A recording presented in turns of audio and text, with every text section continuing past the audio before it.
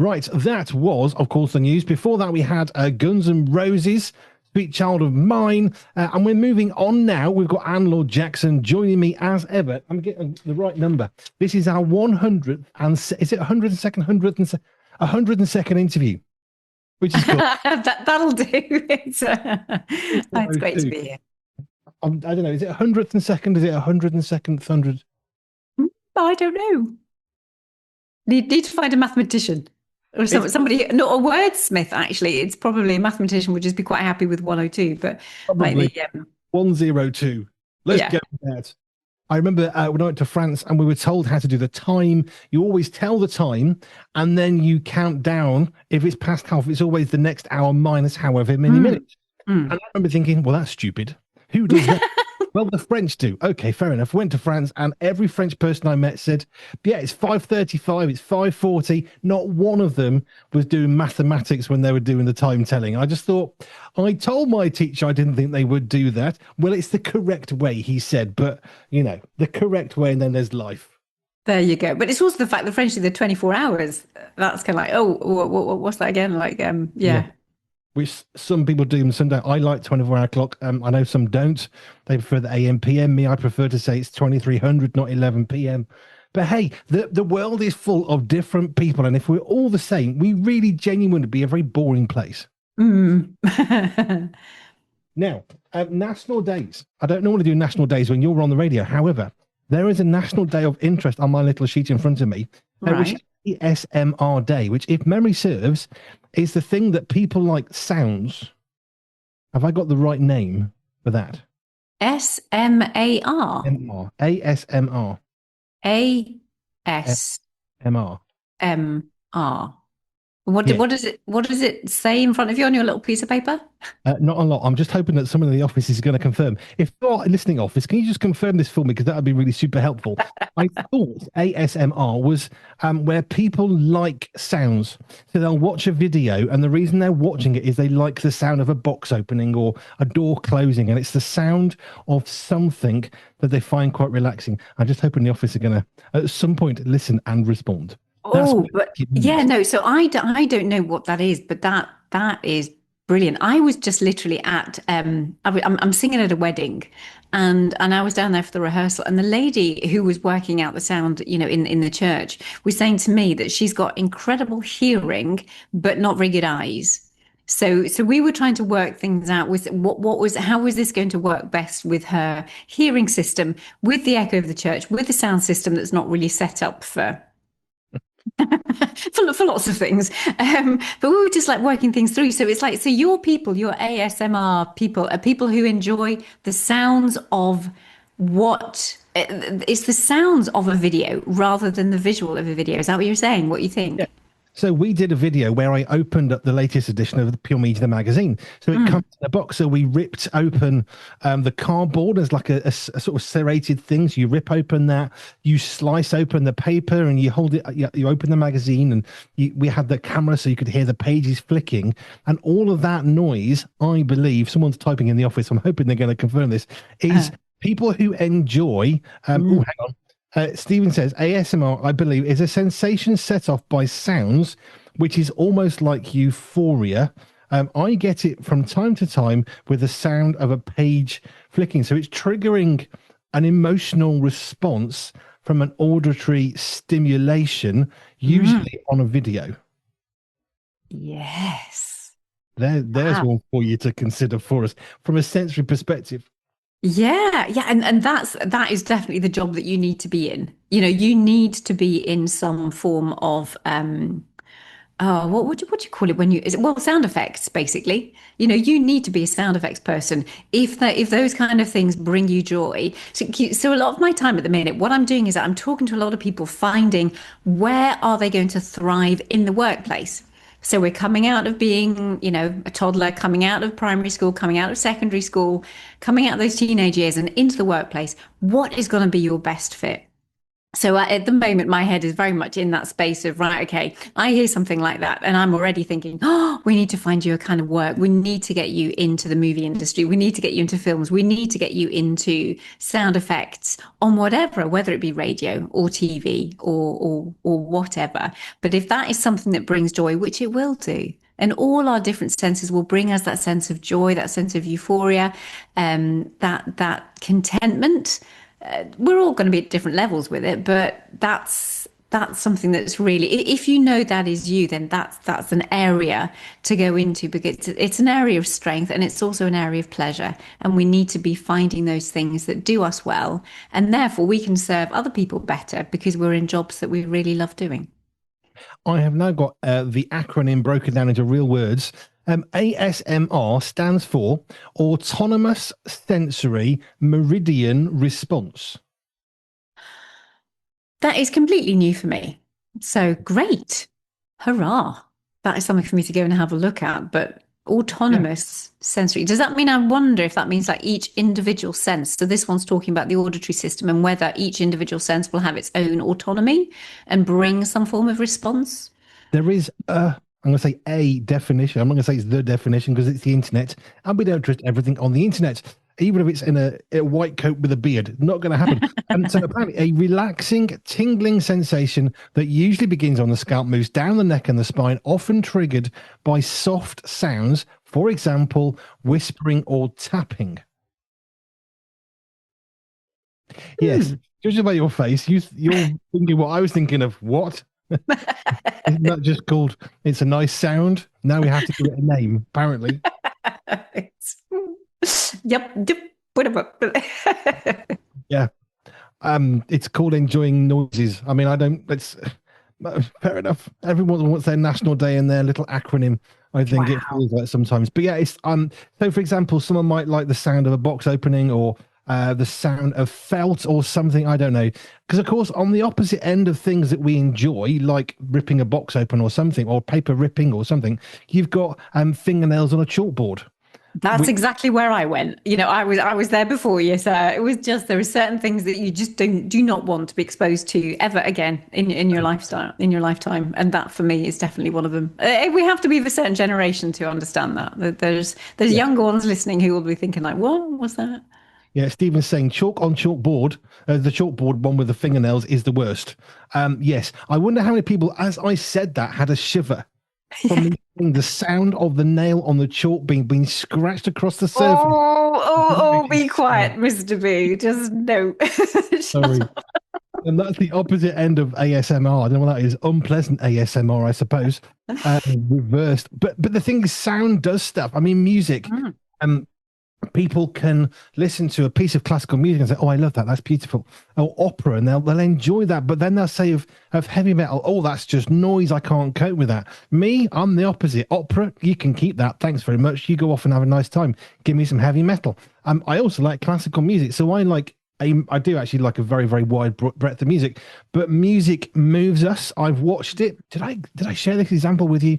I was running a youth club one time, and someone put on some music that was like really heavy rock, heavy metal, and the children it was a really rough area in Wolverhampton, inner city, very rough kids, lovely, but just a rough area.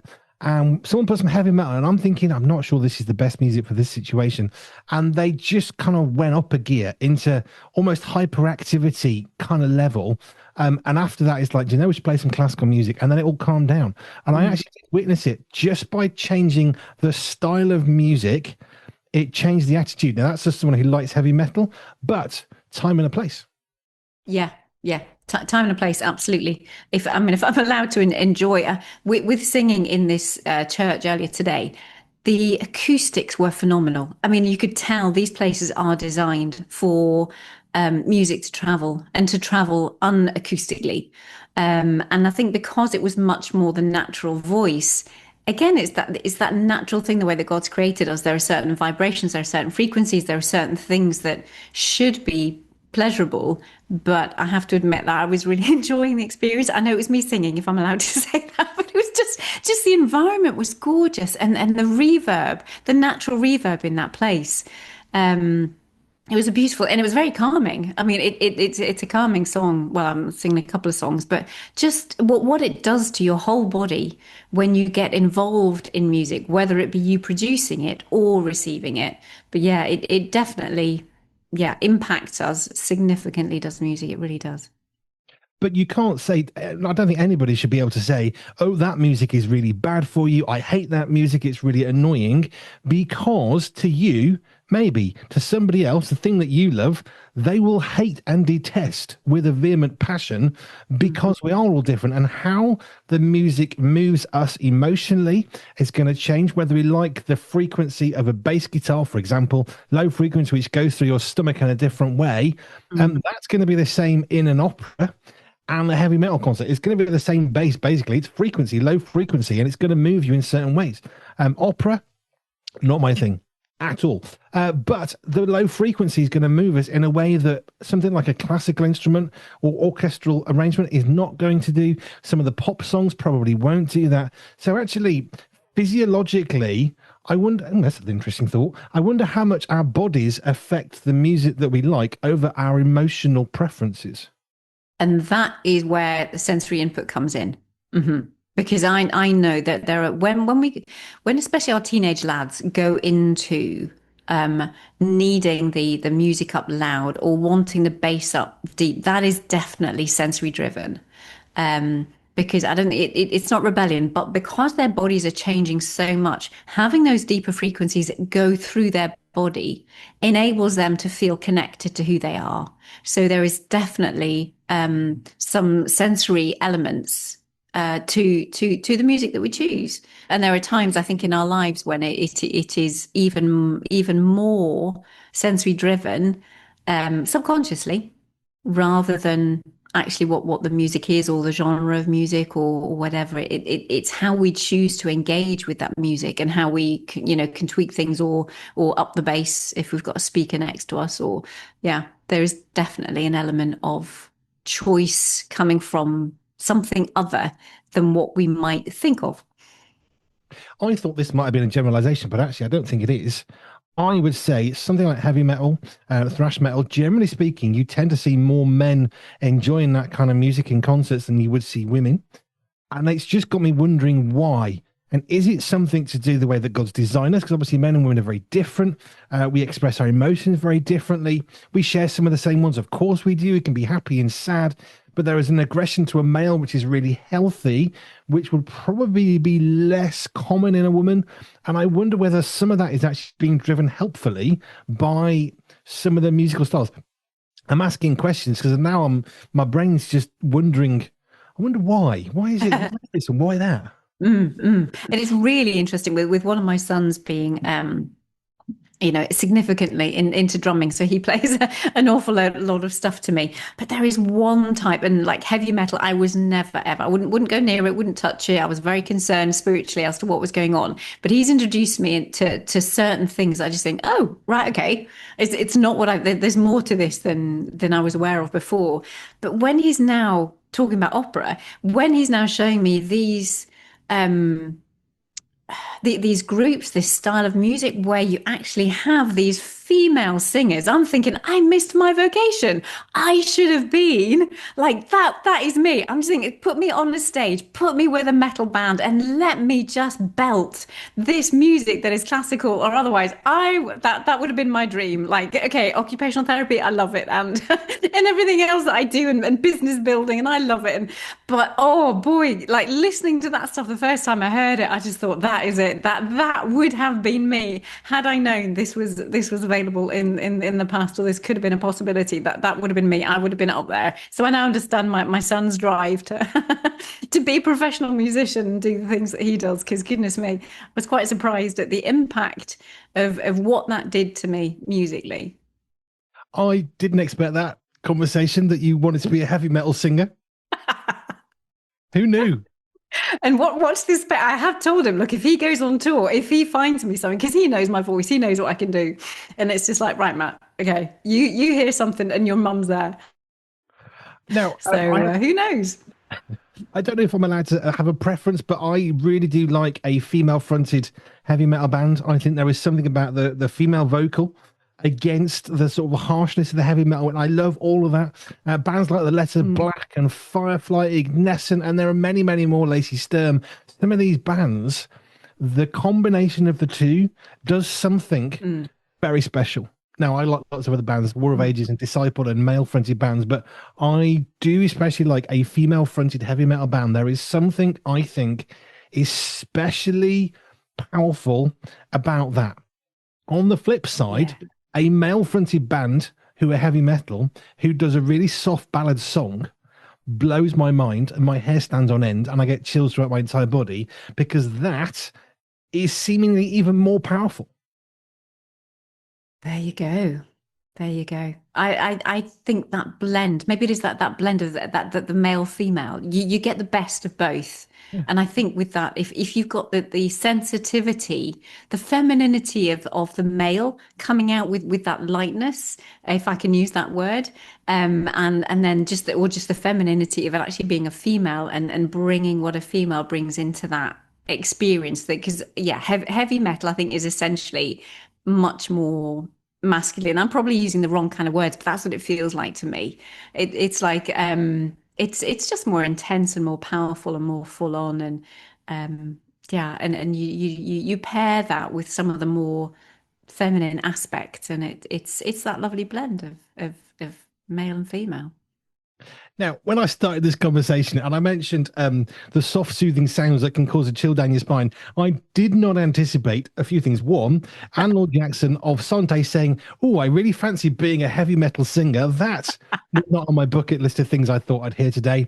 I also didn't think about the blend of male and female in that arena. And specifically, it's got me really asking the question about the physiology of the human and the female bodies, which are obviously very different for different reasons, and how much of a factor that has on the music we like, because we're talking about audio frequencies ultimately, aren't we?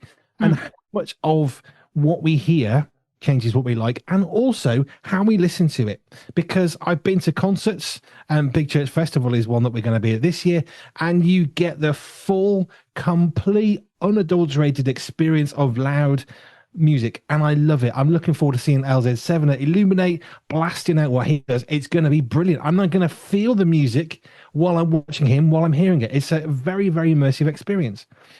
But it's got me wondering whether listening through headphones or going to a concert would also be a significant factor in the sort of music that we prefer. And I think that's why you are so beautifully positioned where you are behind your desk, to be able to pick and choose and to feed your listeners a whole range of different types of music, so that regardless of what their sensory profile, what their sensory thumbprint, as I like to call it, is like, there is going to be something that will appeal to where they're at cognitively in their thinking, for what music will do to enable the brain's thinking power to be creative, to allow those higher frequencies to bring out creative expression, so that your artists might want to listen to higher frequencies so that they can be a lot more fluid and a lot freer while they listen to you on radio, while they're creating things. And then you've got those who need that, who want the intensity of the deep bass and the richness and the immersive experiences and stuff. So with you being behind a desk and in control of music, you can meet so many different people's sensory needs, as well as, you know, what they like the words of, what they like the frequencies of, and the lightness, and obviously the pace, because the pace of music and the timing and the rhythm of it all also affects us physically and what it does to our bodies. Now, something like rave music, which obviously was very big for different reasons, and there was a very clear link to drug taking back in the day, but there was something specific about the music at a certain tempo that then stimulates dance. Now, that's got nothing to do with any of the other stuff that was around that environment, but the music tempo, how fast the tune was, how fast that repetitive drum was, that was really important, because it kind of stirred your heart to want to dance. So I know there was other stuff going on and some of that wasn't good, but actually the music itself, it was fascinating to look at. I studied music at school. I failed, but I studied it, But there was something about rave music that was fascinating, because it's the rhythm and the tempo, and there's some similarity to some of I think it was an Amazon jungle village where they had a similar sort of rhythm of music, different music, of course, but the drum pattern was basically the same. And they watched the pattern alone creating in people this innate desire to want to move faster just because of a specific rhythm, which was then replicated in rave music, which is why people want to dance so much. There you go. There's so much to music on so many levels that's really, really powerful, really important.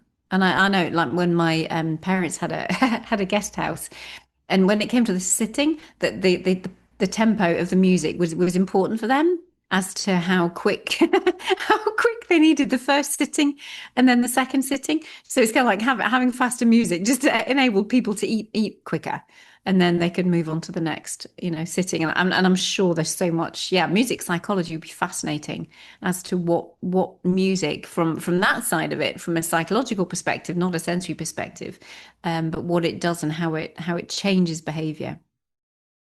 Now, I went to a classical music concert once. It was amazing. There was a very much full orchestra, all string instruments.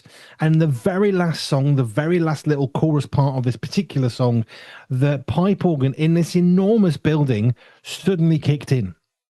And I remember crying and not understanding why I felt so emotional at the end of this concert, which is very, very good. I was only young.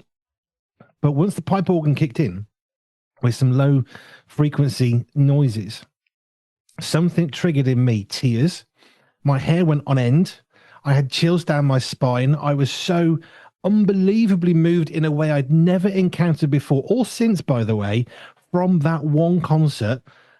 And that right there, that's the power of being immersive, of being immersed in music and the effect it can do. And if it can do good, well, it can do bad.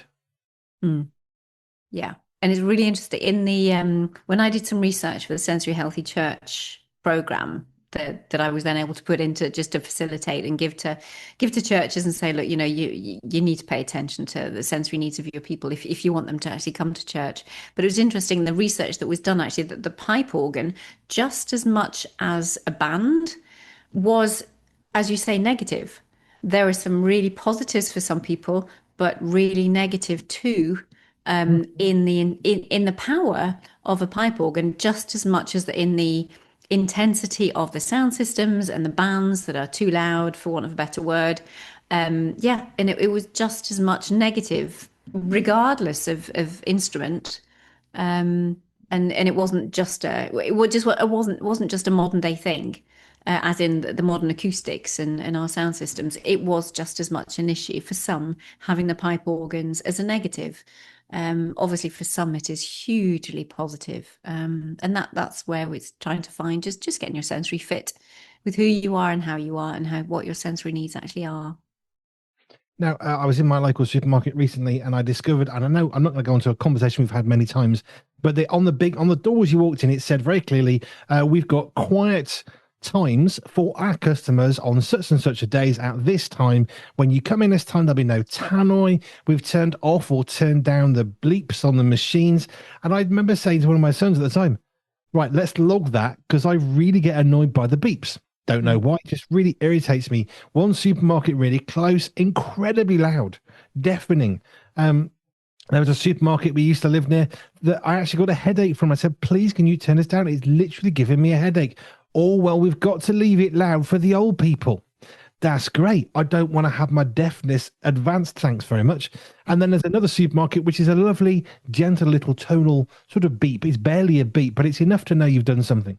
And it did make me think about some of the noises that we allow, I suppose, or that we feel we have no choice. And I will challenge supermarkets quite frequently, if it's really loud, saying, you need to turn that down.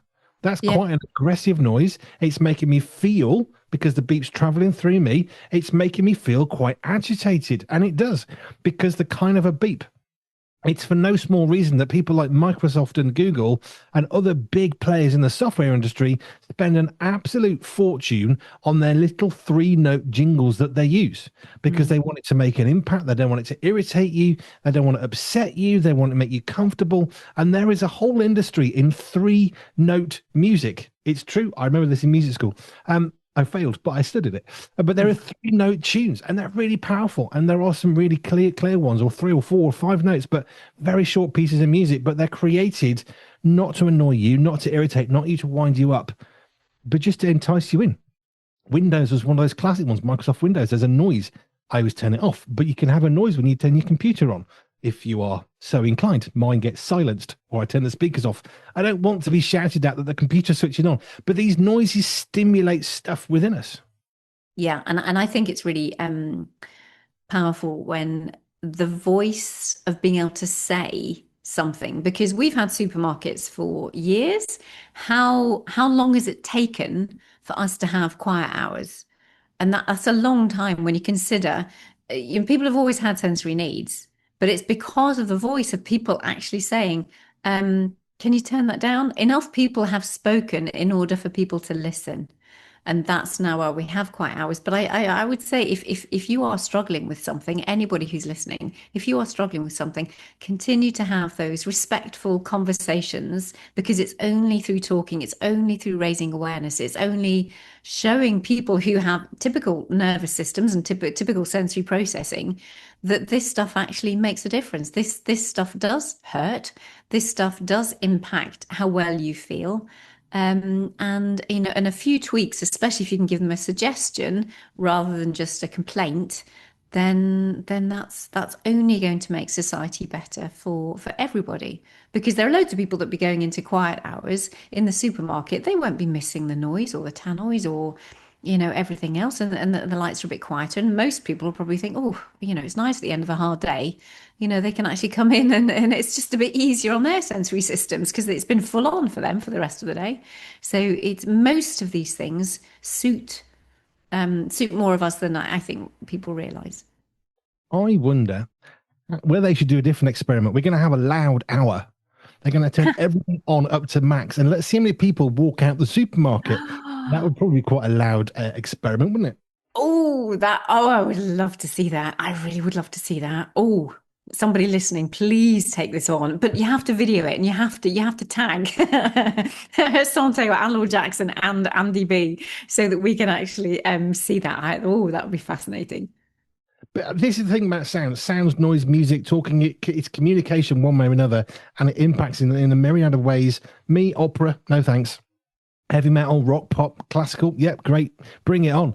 But it affects us. But actually, our voices can have a positive impact, like music can have a negative and positive impact. How we talk. Are we talking aggressively at the customer service person in the supermarket? Are we shouting at them? Well, now they're agitated. Well, that's not helpful. Like you said, let's be polite and respectful. But I love the fact that we've been made by God in so many wonderfully, beautifully unique and diverse ways. We are different. Our bodies are different. And what we enjoy is different. And what we enjoy over time changes too, including music, sounds, and stuff. Thank you, Anne. This is a fun chat. As ever. Thank you. Heavy metal music. Laure Jackson wants to be a heavy metal singer. If anybody wants to have her voice, you can get in touch. I do know some heavy metal bands I can put you in touch with. That would be a fun challenge. That's one I'd come to. Anyway, Laure Jackson, thank you. If you want to connect with Anne, if you've got any questions for her on anything we've said today or anything else sensory healthy related, you can send those, or you can contact her. She offers help around the globe. Just go to pure247radio.org, pure247radio.org /ALJ. And you'll be glad to know, Anne, I put some music in after our conversation. So a new band for Kingdom's Cause, Lisa Hartley, this brilliant music. We've interviewed her and her drummer, Dan. So it's hard rock. Okay, so we've got hard rock coming from For Kingdom's Cause. And then we go in the opposite way, which I love doing. One of the tracks from Mamma Mia, Dancing Queen, originally from ABBA. So that's the nice difference that we have here on Pure 24/7 Radio. And Laure Jackson of Sante on Jersey. Thank you kindly. Thank you, sir.